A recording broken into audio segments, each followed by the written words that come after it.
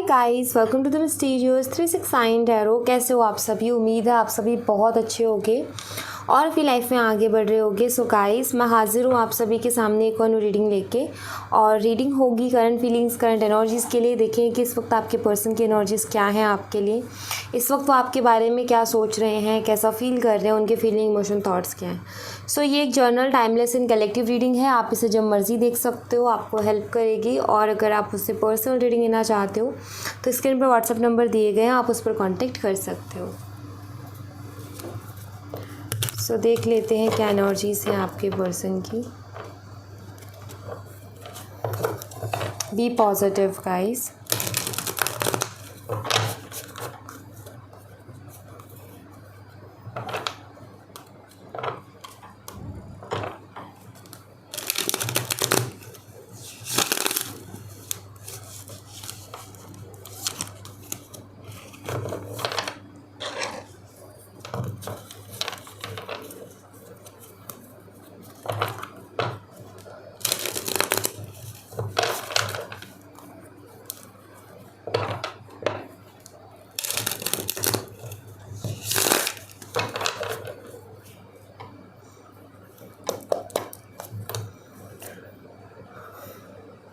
Okay,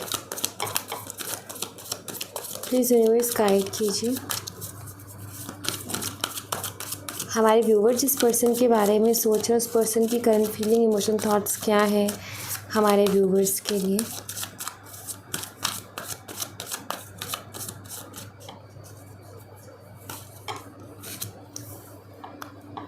six of swords,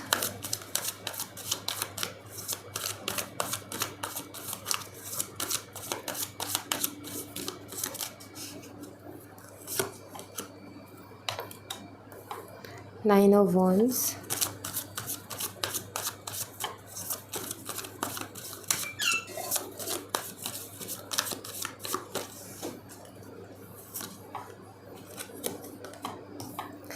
page of pentacles,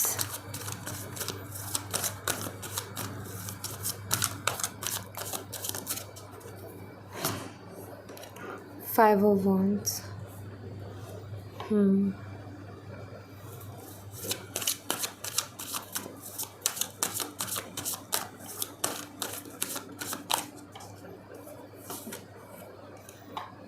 the moon,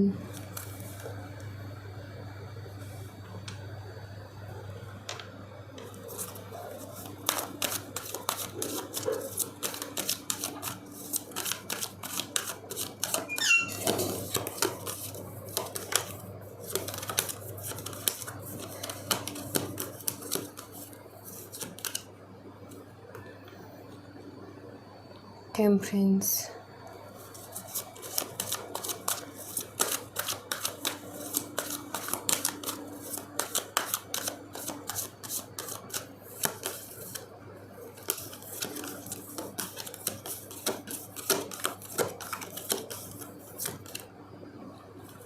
two of swords,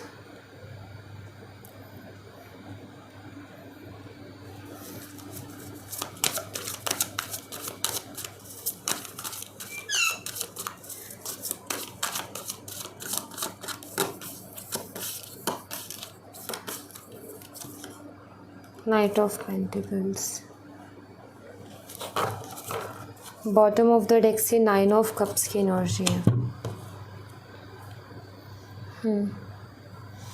सबसे पहले मैं आपको साइन बता देती हूँ यहाँ पर। तो साइन जो है टॉरस, वर्गो, कैप्रिकॉर्न है, वृषभ, कन्या और मकर राशि। एरीज, लियो एंड सैजिटेरियस, मेष, सिंह, धनु राशि। जेमिनी, लिब्रा एंड एक्वेरियस, मिथुन, तुला और कुंभ राशि। सो ये साइन मुझे यहाँ पर दिखाई देते हैं। और पाइसेस मीन राशि मुझे यहाँ पर दिखाई देती है। वहीं डेट ऑफ बर्थ की बात करूँ तो 6, 9, 11, 5, 18, 14, 2 और 12 ये डेट ऑफ बर्थ मुझे दिखाई देती है। और बर्थ मंथ की अगर मैं बात करूँ तो मुझे दिखाई देता है जून, सितंबर, नवंबर, मई एंड ओके, फरवरी और दिसंबर। कॉम्बिनेशन डेट ऑफ बर्थ मुझे दिखाई देते वो मैं आपको बता देती हूँ। सो कॉम्बिनेशन में जो मुझे दिखाई देते वो हैं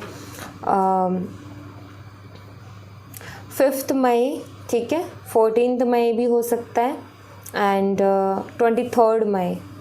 ऑलराइट, सो ये डेट ऑफ बर्थ आपकी, आपके पर्सन की हो सकती है। या फिर मुझे यहाँ पर जो दिखाई देता है वो है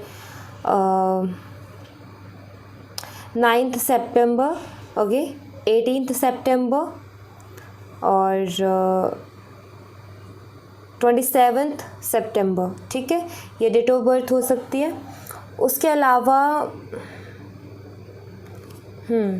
अलावा यही मुझे कॉम्बिनेशंस दिखाई देते हैं डेट ऑफ बर्थ के। ऑलराइट, सो यहाँ पर अगर मैं एनर्जीज़ को देखूँ, आपकी पर्सन की एनर्जी, तो मुझे यहाँ पर दिखाई देता है कि आप जिस पर्सन से डील कर रहे हो मे बी ये पर्सन इतना ज़्यादा मिच्योर नहीं है, या मैं कहूँ कि डिसीज़न लेने में तो इतनी मिच्योरिटी नहीं है। लाइक एक पर्सन होता है ना जो मिच्योर पर्सन है, वो डिसीज़न बहुत जल्दी ले लेता है। मुझे ऐसा दिखाई देता है कि ये डिसीज़न्स बहुत जल्दी नहीं ले पाते हैं, ठीक है। वैसे ये मिच्योर है, समझदार है, लेकिन डिसीज़न के वक्त कहीं ना कहीं ये अपने आप को बहुत स्टक फील करते हैं, ऐसा कुछ दिखाई देता है इनका। क्योंकि मैं यहाँ पर ऐसा देख पा रही हूँ आप दोनों के बीच में शायद एक तरफा एफ़र्ट्स रहे हैं। मीन्स आपने बहुत ज़्यादा एफ़र्ट डाले हैं, उस साइड से उतने एफ़र्ट्स नहीं रहे हैं, ये मुझे यहाँ पर दिखाई देता है। और एक तरफा एफ़र्ट्स के कारण कहीं ना कहीं इस रिश्ते में मिसअंडरस्टैंडिंग्स पैदा हुई हैं। मिसअंडरस्टैंडिंग्स मीन्स कि वो उतने अच्छे से एफ़र्ट नहीं डाल रहे थे, वो उतना अच्छे से टाइम नहीं दे रहे थे इस रिश्ते को, आप बहुत ज़्यादा टाइम दे रहे थे इस रिश्ते को। और कहीं ना कहीं वो मन में डाउट आना कि ये पर्सन ऐसा क्यों कर रहा है। क्योंकि एक पर्सन जो हमसे प्यार करता है, अगर उसके बिहेवियर में थोड़ा भी चेंज आता है तो हमें वो फील हो जाता है कि भाई इसके बिहेवियर में अभी हाल फिलहाल चेंज है बहुत ज़्यादा।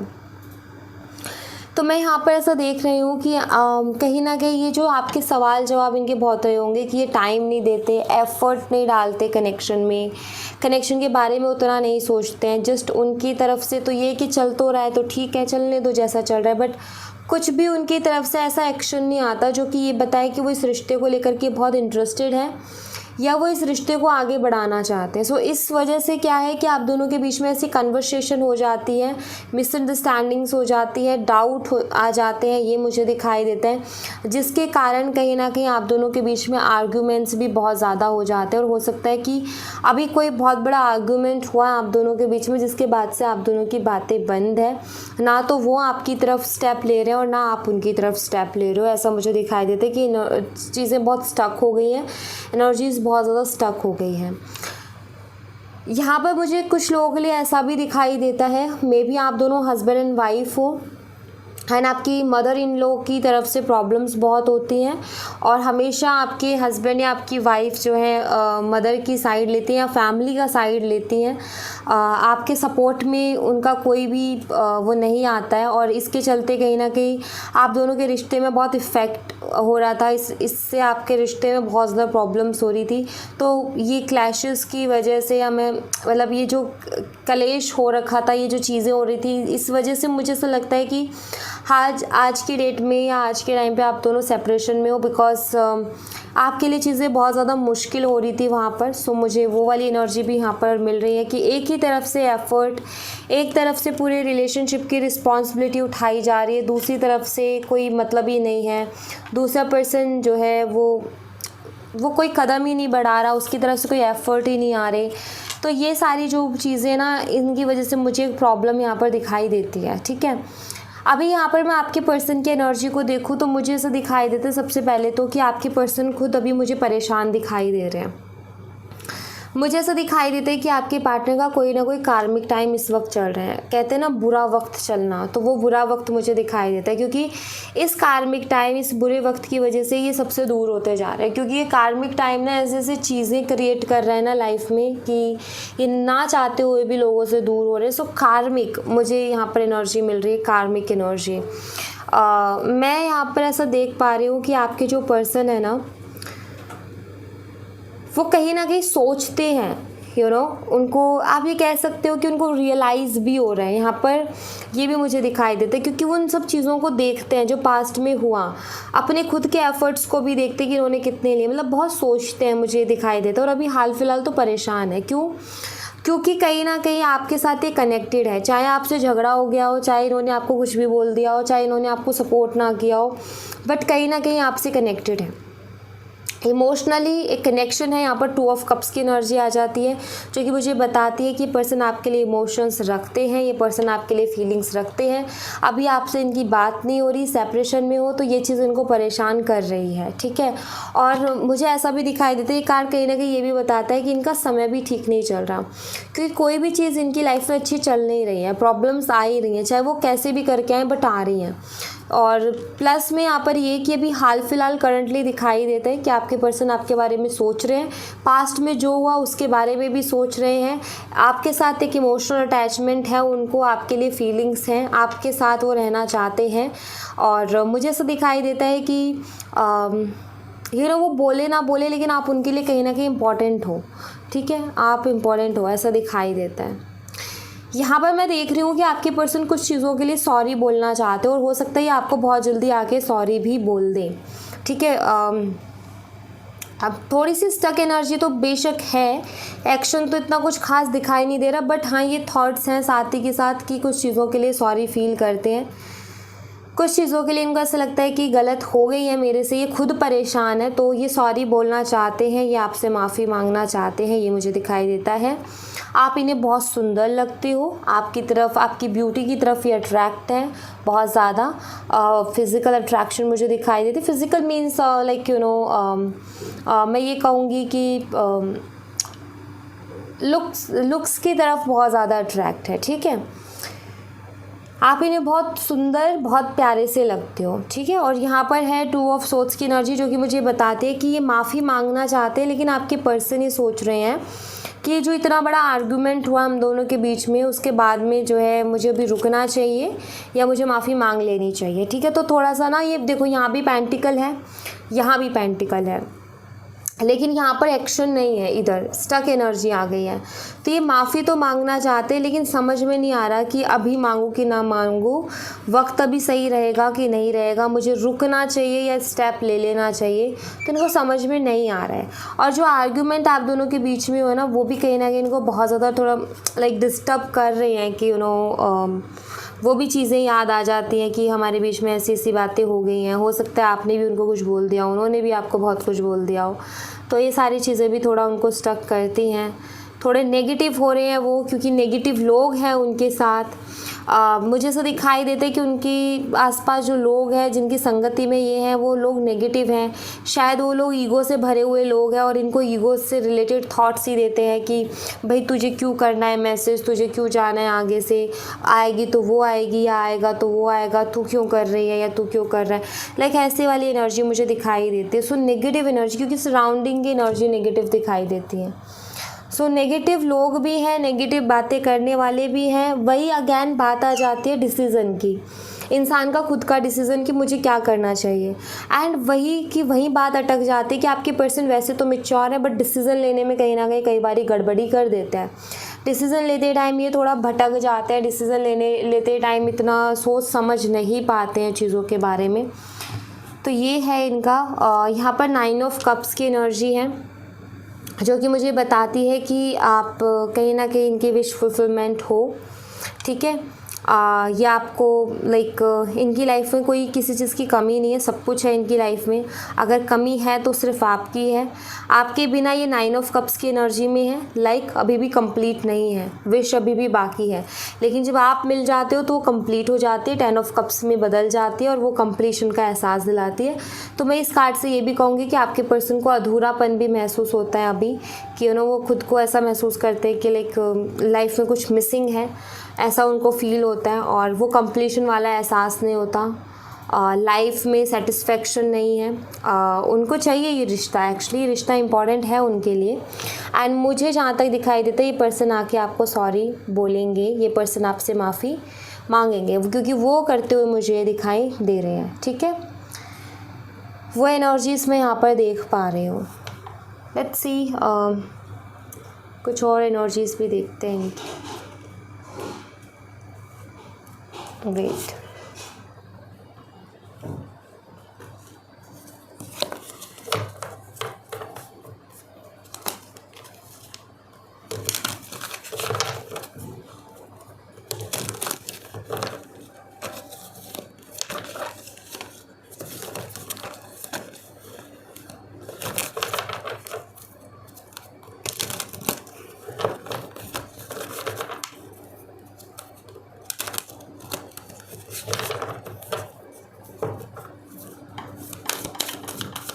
प्लीज़ यूनिवर्स बताएं और क्या एनर्जीज है इस पर्सन की, और क्या फीलिंग, इमोशन, थॉट्स हैं, प्लीज़ गाइड करिए।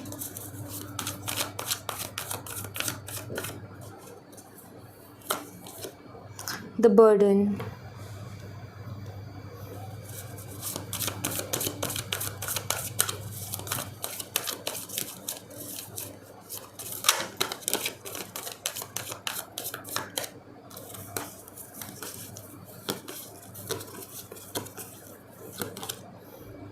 turning in,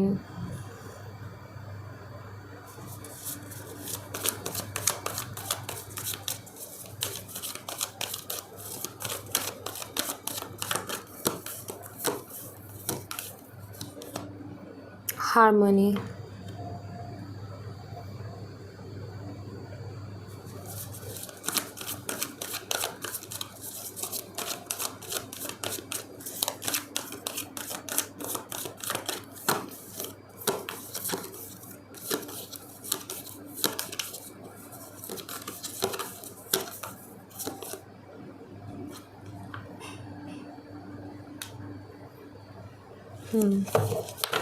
bottom of the deck से है प्रोजेक्शंस।